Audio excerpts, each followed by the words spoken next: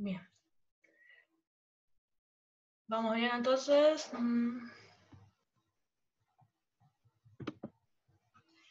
Bien.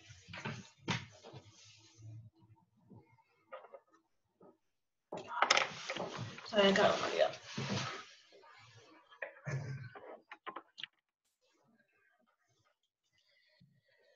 Bien. Entonces, ¿qué es lo que nosotros queremos hacer ahora?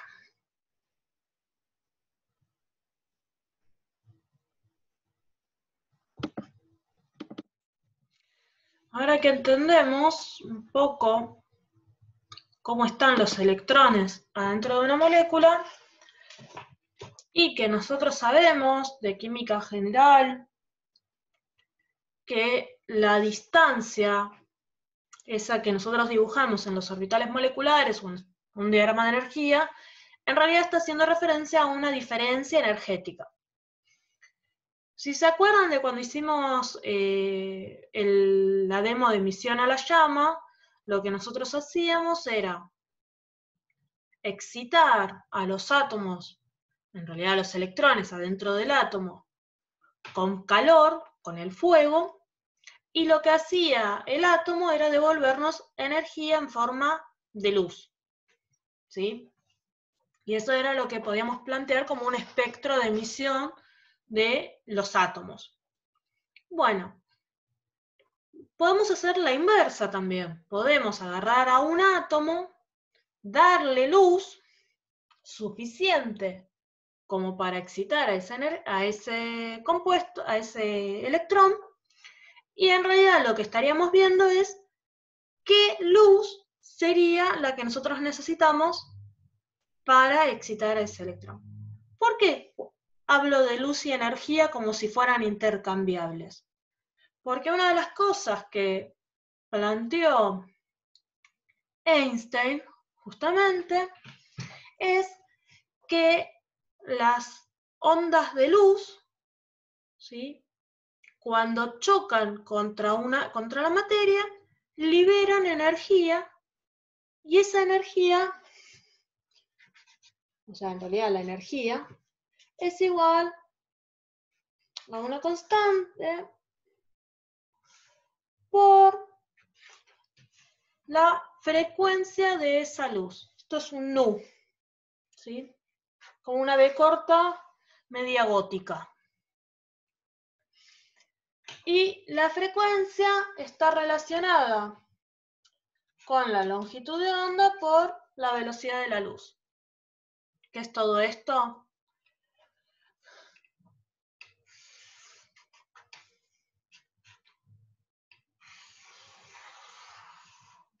Una onda electromagnética se llama onda porque es periódico y lo que va haciendo es su vector, ¿sí?, su intensidad, está modulada a lo largo del tiempo y el espacio.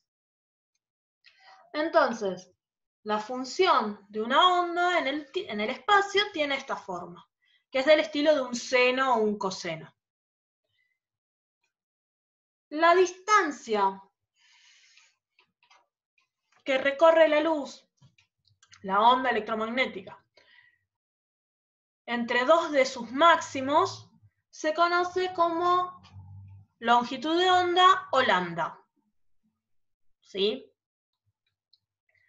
Si hacemos la analogía con nosotros mismos, lo que estamos hablando es la distancia que nosotros recorremos cuando hacemos un paso, ¿sí?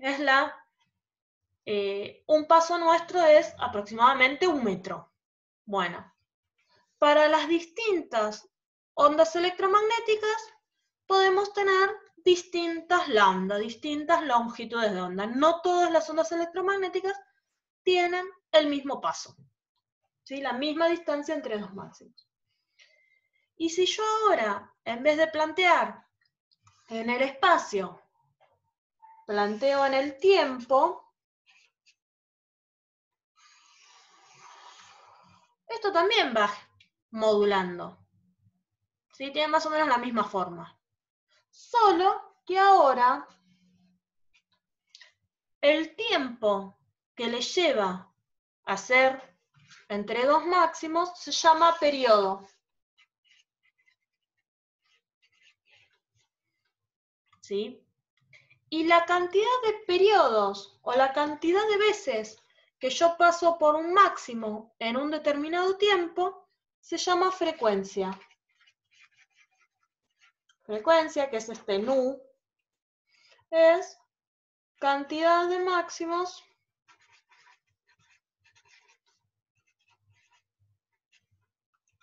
en un segundo. Es decir, haciendo de vuelta la analogía con nosotros caminando o corriendo, es la cantidad de pasos que nosotros podemos hacer en un segundo. ¿Sí? Entonces, c es la velocidad de la luz.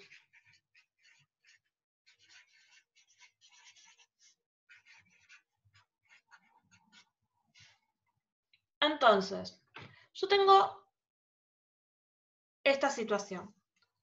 La velocidad en la que la onda electromagnética se mueve es siempre la misma, es una constante universal. ¿Se acuerdan en química general la tabla de constantes universales? Estaba la velocidad de la luz. Entonces, esto es una constante, es un número, que es ese famoso 2,98 por 10 a la 10 metros sobre segundo, al cuadrado, sobre segundos, perdón. Entonces, ¿qué me está queriendo decir esto? Si lambda es el tamaño de mi paso, y nu, la frecuencia, es cuántos pasos yo doy en un segundo, si lambda aumenta, es decir, esta distancia se estira, o sea, hago pasos más largos, en el mismo tiempo voy a hacer menos pasos. Y si acorto los pasitos, lo que va a terminar pasando es que voy a hacer muchos más pasos en el mismo tiempo. Con esto que estoy diciendo, que la frecuencia y la longitud de onda son inversamente proporcionales. Cuando uno sube, el otro baja. ¿Sí? Entonces, yo esto lo puedo reescribir como una constante por otra constante dividido en la longitud de onda. Entonces, cuanto mayor sea la frecuencia, cuanto más chiquito sea el pasito que yo voy a dar, mayor va a ser la energía de esa función, de esa longitud, de esa onda electromagnética. Hay muchas palabras parecidas, muchos términos parecidos. Lo que es lo contrario, cuanto menor sea mi frecuencia, es decir, de menos pasos por tiempo, y mayor sea mi longitud de onda, menor va a ser mi energía. ¿Sí?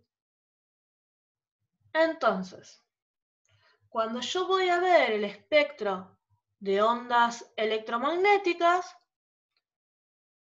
lo voy a ordenar en de mayor frecuencia a menor frecuencia.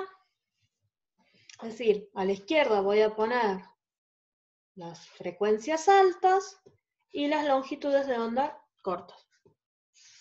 Y en la otra punta voy a poner las menores frecuencias y las mayores longitudes de onda. Acá voy a tener las ondas más energéticas, que van a ser los rayos cósmicos, los rayos gamma, generalmente se plantean, ¿sí? Obviamente nosotros acá en la Tierra no tenemos rayos gamma, ¿sí? Son en el espacio.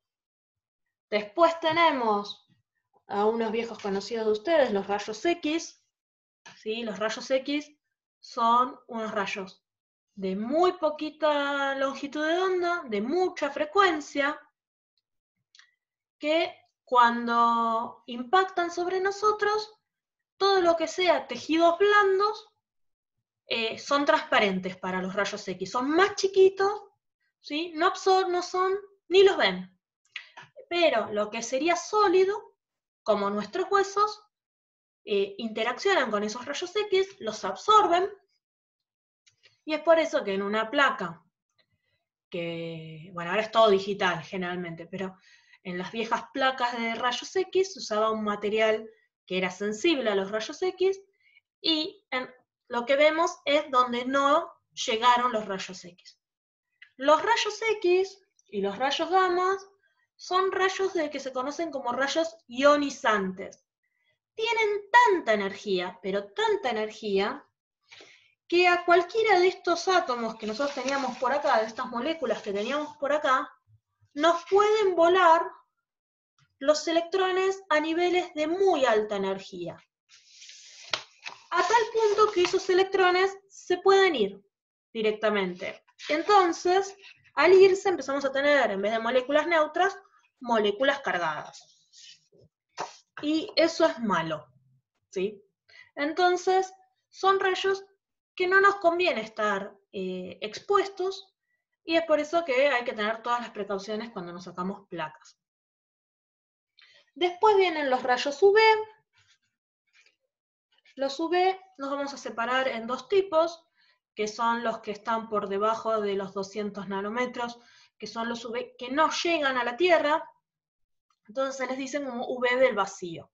Los astronautas y los que están, por ejemplo, en la estación espacial, tienen que tener mucho cuidado a estos rayos UV del vacío o lejano.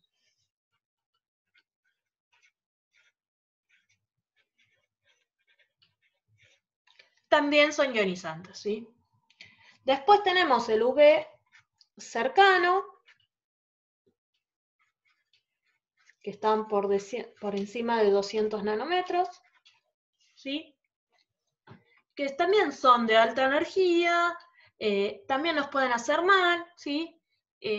Pero pueden ser, 232 creo que es los que es absorbido por la capa de ozono, o por ahí. Es decir, que a partir de acá ya lo vamos a encontrar en la Tierra. ¿Vieron cuando en la tele nos dicen que no tomemos sol al mediodía porque el índice de UV A, B, C? Bueno, son estos, son los del UV cercano. Son también los que encontramos, por ejemplo, en las camitas solares, ¿sí? Nos dejan un bronceado en pleno invierno, pero son ondas de alta energía. Después tenemos al visible, que va entre 350, 400, ¿sí? Depende mucho del ojo humano, del ojo de cada uno, hasta 750 nanómetros. Y ahí tenemos todos los colores del arco iris, ¿sí?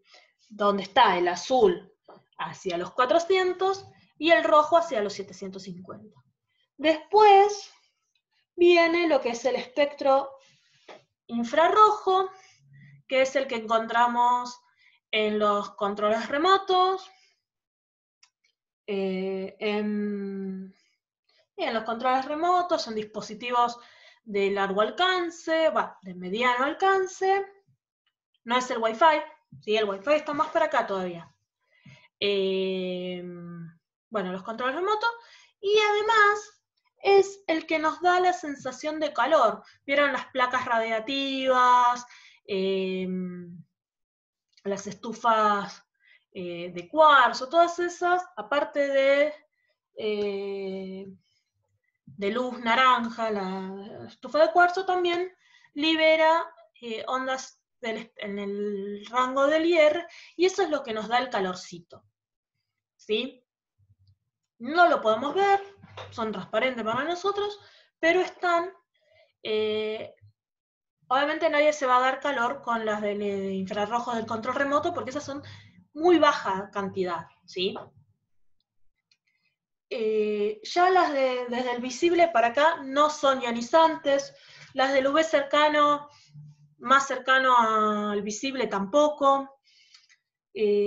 No son buenas, o sea, tampoco no son gratuitas, ¿sí? Pero no nos van a generar tantos problemas a corto plazo como todas las de acá.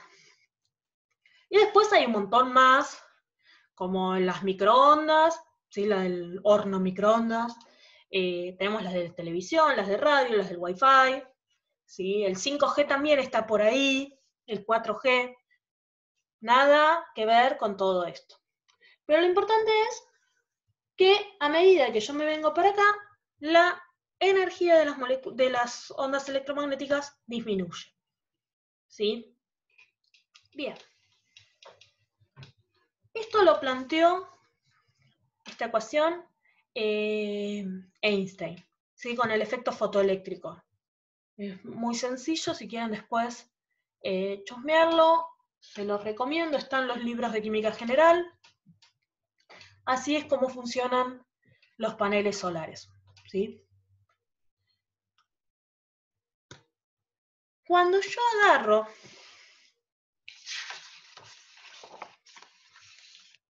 estos niveles de energía que teníamos antes, cualquiera, y hago matemáticamente, o sea, voy a la computadora, pongo los valores y obtengo los resultados cuantitativos, y me fijo la energía necesaria para cada uno de estos saltos me va a dar una energía comparable al UV visible. Es decir, la energía que tiene una onda electromagnética del UV cercano y del espectro visible es suficiente para mandar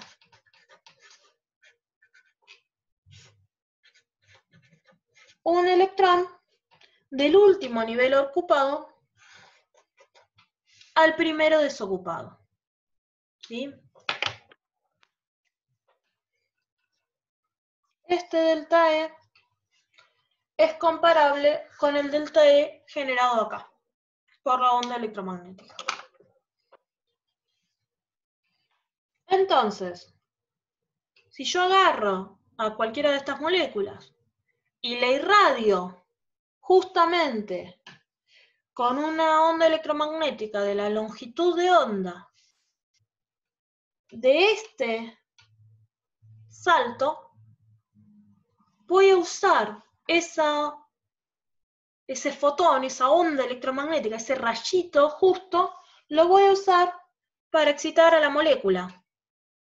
Entonces, si yo antes de mi molécula, qué antigua que soy, que uso lamparitas de estas, irradio con la energía justa y después pongo el ojo, ¿sí? Cuando yo vea el ojo no voy a ver la luz, porque la luz la voy a consumir acá. Entonces acá voy a ver que no llegó esa luz, ¿sí? Es decir, si yo inicialmente lo irradiaba con una cierta cantidad de rayitos, de fotones, y es la necesaria para el salto, acá lo que voy a ver es una menor cantidad de luz. Parte de la luz la voy a usar para gastar, para hacer el salto, ¿sí? Entonces, lo que voy a hacer yo en la espectroscopía de UV visible es determinar cómo este cambio en la intensidad de la luz se va a ver modificado por una modificación en esta distancia, o sea, en este cambio de energía. Volvemos para atrás. Si yo sé que acá hay un cambio de energía, ¿qué pasa si yo cambio la longitud de onda de mi luz por una diferente? esta energía va a ser diferente a la de la luz, entonces voy a ver, voy a escribirlo así. Si yo estoy con la longitud de onda correcta, mis fotones van a tener la energía justa. Entonces yo voy a ver que la intensidad de luz disminuye con respecto a la original. Ahora, si yo estoy con una longitud de onda que es incorrecta,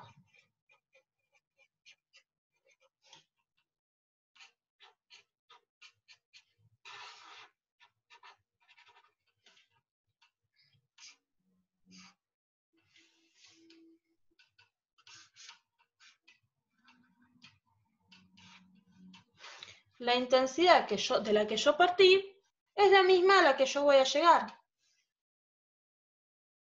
Porque no se pudo usar el fotón para mover este electrón. El electrón se quedó donde estaba. ¿Sí? Sí, la longitud, acá Janina me pregunta si la longitud incorrecta puede ser mayor o menor. Sí. Acá tiene que ser exacta, porque ¿qué hago con la energía que me sobra? Es decir, la energía acá tiene que ser igual a la del fotón. Si el fotón tiene más energía, no me puede dar el vuelto. No puedo guardarme la energía para después. Porque tiene que ser el salto exacto. ¿Sí? Entonces, yo lo que voy a ver es que si yo hago un barrido de distintas densidades, en algún punto tengo que ver que hay un aumento de que me cambia la intensidad. ¿Sí? Ahora ustedes me van a preguntar, pero ¿no era que en las moléculas yo veía bandas en vez de puntitos y cosas así? Sí. Pero lo que quiero centrarme acá es que sí o sí la longitud de onda tiene que ser la del salto. No puedo, o sea, si yo le doy de más la energía, la molécula no tiene forma de guardársela, entonces no la usa. ¿Sí? Bien. Lo que pasa cuando yo tengo moléculas es que se acuerdan que al principio, acá, yo les dije que Schrödinger había planteado que los núcleos estaban quietos. Bueno, eso es una mentira, es una aproximación. En realidad, estos núcleos no están quietos. Esos núcleos se pueden mover en forma relativa entre sí. Pueden estirarse, o sea, pueden alejarse o acercarse. ¿Sí? Ya lo vamos a ver la semana que viene, el martes. Hago chivo del martes, de paso, que vamos a ver IR. Estos electrones, esos átomos pueden moverse. En una diatómica lo único que pueden hacer es alejarse o acercarse. Pero después vamos a ver que en una molécula que tiene tres átomos, pueden cambiar la posición relativa. ¿Sí? Imagínense tres chicos en una habitación. ¿Sí? Pueden hacer cualquier desastre. Bueno, imaginen eso en una molécula. ¿Sí? Pueden moverse, ya sea acercarse o alejarse, o incluso cambiar el ángulo. Entonces, yo voy a tener superpuesto a todo esto, fíjense que en todos los casos que trabajamos, estamos hablando con moléculas poliatómicas. Entonces, vamos a tener muy complejo ese movimiento. Ese movimiento se llama vibración. Entonces, además de tener el orbital molecular, este orbital molecular que yo acá dibujé como una línea, en realidad es una serie de líneas, donde esta es la energía promedio. Entonces, cuando yo excite este átomo, este electrón, perdón, lo voy a poder excitar a cualquiera de estos niveles vibracionales. Y entonces el delta E de energía no es único, es muy parecido, es una franja muy chiquitita, pero que es entre todos estos niveles energéticos, vibracionales. Por lo tanto, yo acá en vez de tener una línea, lo que termino teniendo es una banda, ¿sí? Donde el de menor energía corresponde al salto más chiquitito y el de mayor, perdón, este es el de menor energía y este es el de mayor energía. El de menor energía corresponde al salto más chiquitito y el de mayor energía corresponde al salto más grande. ¿Sí? Y esto, ahora vamos a ver, vendría a ser cuánto perdí de intensidad. ¿Quedó claro lo de los sistemas vibracionales?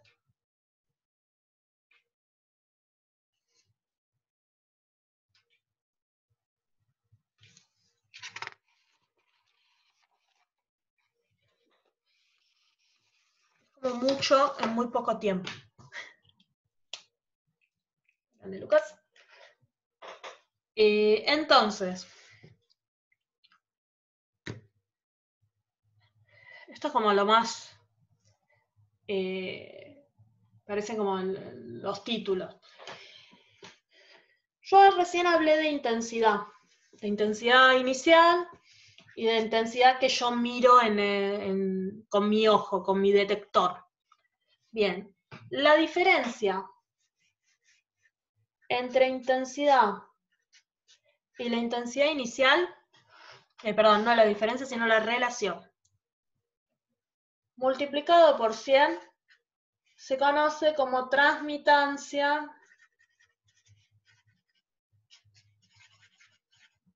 porcentual. Es decir, una transmitancia porcentual del 100% quiere decir que al detector llegó todo de lo que yo partí. Es decir, mi muestra es transparente para esa determinada longitud de onda. ¿Qué ventaja tiene la transmitancia? Que la transmitancia es muy cómodo desde el punto de vista aparato, ¿sí? Los primeros instrumentos, los primeros espectrofotómetros, que eran muy rudimentarios, eran de aguja, ¿sí? Parecía un horno con temperatura, solamente podían determinar cuánta luz había llegado al detector con respecto a la inicial. Entonces uno lo que hacía era calibrar el 100%, es decir, que la luz llegue, y lo que hacía, si no, era calibrar cuánto era que no llegara nada de luz. Le ponía un papel negro en el medio entre el detector y la fuente de luz, y decía, esto es 0. Y una vez me tocó trabajar con uno de esos, así que les digo, es una perillita. Mueven la aguja ustedes, como si fueran las viejas balanzas donde tienen que marcar dónde es el 0, que no hay nada parado. Bueno, es igual. Después le ponía, o sea, no le ponías nada y decías, esto es el 100. Y entonces el equipo entendía cuál era el rango en el medio. Entonces, la transmitancia es fácil de medir.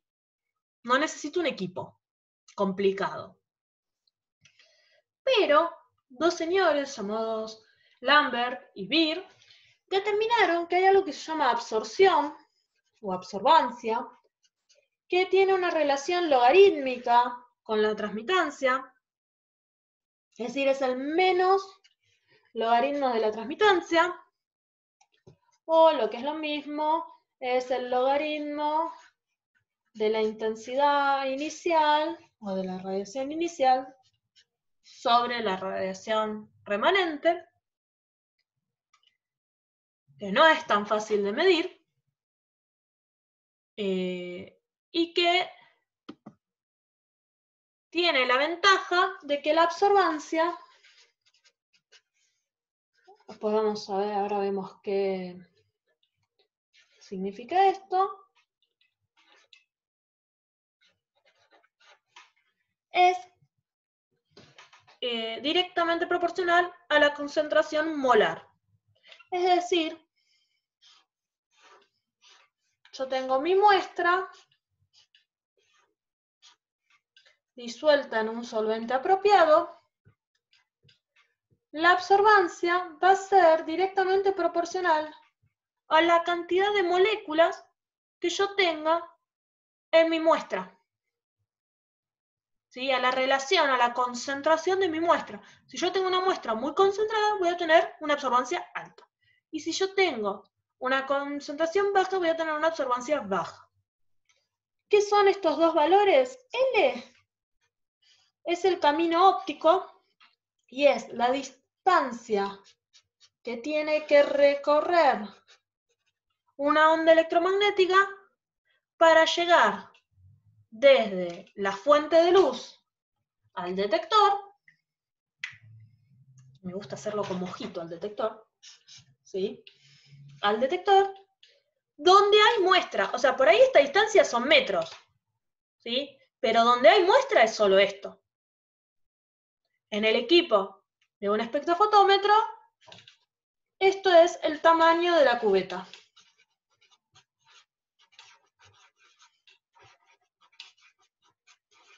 Normalmente es 1 centímetro, pero puede ser menos. ¿Sí? Cuando no me dicen nada, es 1 centímetro. El épsilon este no es una E, es un épsilon. Y es un épsilon que depende de la longitud de onda en la que estoy trabajando. Se conoce como absortividad molar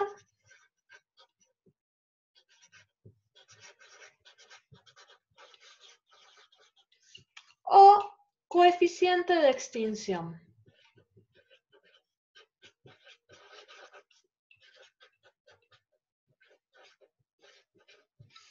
Depende de la época de donde fue escrito el libro que plantea. Y más fácil es cuánto absorbería una muestra 1 molar con un camino óptico de 1 centímetro. Es decir, si esta muestra fuera un 1 molar y el tamaño de la cubeta es 1 centímetro, fíjense que la absorbancia es igual a épsilon, porque esto es 1 y esto es 1. ¿Sí? Obviamente tiene unidades de 1 sobre molar y 1 sobre centímetro sobre centímetro. ¿Por qué le pongo el lambda?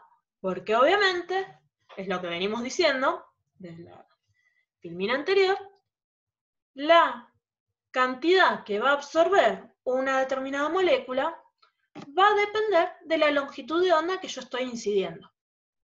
¿Sí? Si yo estoy incidiendo justamente con la longitud de onda que yo necesito para que se exciten las moléculas, ¿sí? Voy a ver que hay un aumento de la absorción. Si la longitud de onda que yo estoy usando no es la correcta, es decir, no está asociada a un nivel energético, no voy a ver absorción. ¿Sí? Y como tengo asociados todos los niveles vibracionales, en vez de ver un pico, lo que voy a ver es una banda. Las bandas esas duran 20, 30 nanómetros, no son eternas. ¿Sí? No me voy a meter mucho en lo de los equipos, sí en la diferencia entre un equipo de AA, simple A o arreglo de diodos, porque es lo único que por ahí la mecánica de los equipos no es tan importante, o sea, en este punto no es tan importante. Cuando vayan a Labo 1 o a los laboratorios tipo laboratorio 3, sí va a ser más importante, pero sepan que yo voy a tener en todos los equipos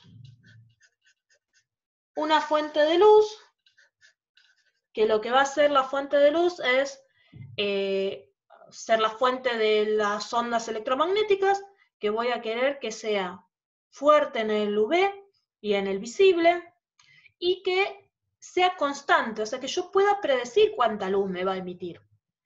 Generalmente se usan dos tipos, la de deuterio para el UV y la de tungsteno, wolframio, es una sola, de tungsteno, wolframio, para el visible. ¿Sí? La de tungsteno, wolframio es como las lamparitas viejas comunes, por eso la dibujo así. Son lámparas caras, son lámparas que tienen una larga vida útil y que tienen una vida útil determinada. Cada tanto tiempo hay que cambiar la lámpara del equipo. Después voy a tener, en el caso de los de simple haz y doble haz, voy a tener la red de difracción, que es el selector de longitud de onda. Los selectores de longitud de onda no son perfectos, por lo tanto, por más que yo diga, equipo, seleccioname la longitud de onda 454 nanómetros, no va a ser la única. Por ahí voy a tener 455, 456 o 457, ¿sí? También para abajo. Pero sí va a ser acotado, no voy a tener 400 a 500. Después, en el caso del doble haz, voy a separar esta longitud de onda, o sea, este haz que ya viene con una sola longitud de onda. Uno lo voy a llevar a lo que voy a considerar el blanco o referencia, y el otro lo voy a llevar a mi muestra. Si fuera de simple haz, solo tengo el de muestra, no puedo tener el del blanco. Y después voy a tener los detectores. Es decir, cada uno va a tener su detector. Los detectores son unos fotodiodos que lo que hacen es liberar energía, o sea, liberar corriente eléctrica cuando reciben fotones. Los detectores estos no son selectivos de la luz. Es decir, no importa qué longitud de onda, van a dar señal. Por ahí no dan la misma señal, pero dan señal. Y que el señal dan está tabulado, ¿sí? No es que lo tengo que plantear yo. Ya el fabricante del equipo lo seteó. ¿Sí? Generalmente estos equipos me dan el valor de absorbancia para esa determinada longitud de onda. ¿Qué problema tienen estos equipos? Que cuando yo quiero ver cuál es la longitud de onda donde voy a tener absorción, tengo que ir probando una por una las longitudes de onda. Digamos, voy a hacer un espectro de absorción de un compuesto desde 400 nanómetros hasta 700 nanómetros. Bueno, lo voy a hacer cada 10 nanómetros. Bien, tengo que hacer esto mismo para 400, para 410, para 420, para 430, ya sea el de 1 o el de 2. ¿Sí? En el de 1 es más difícil porque tengo que poner la muestra o el blanco para cada longitud de onda. Bien, y en este minuto les cuento el arreglo de diodos. Lo voy a hacer acá.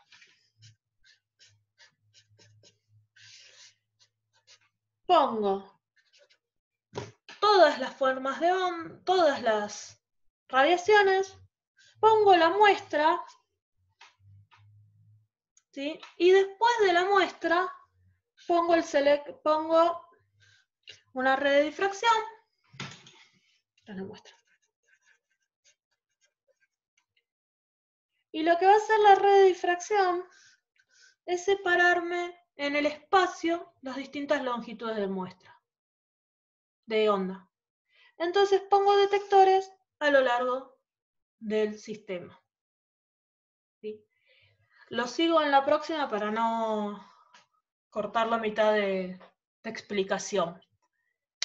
¿Sí?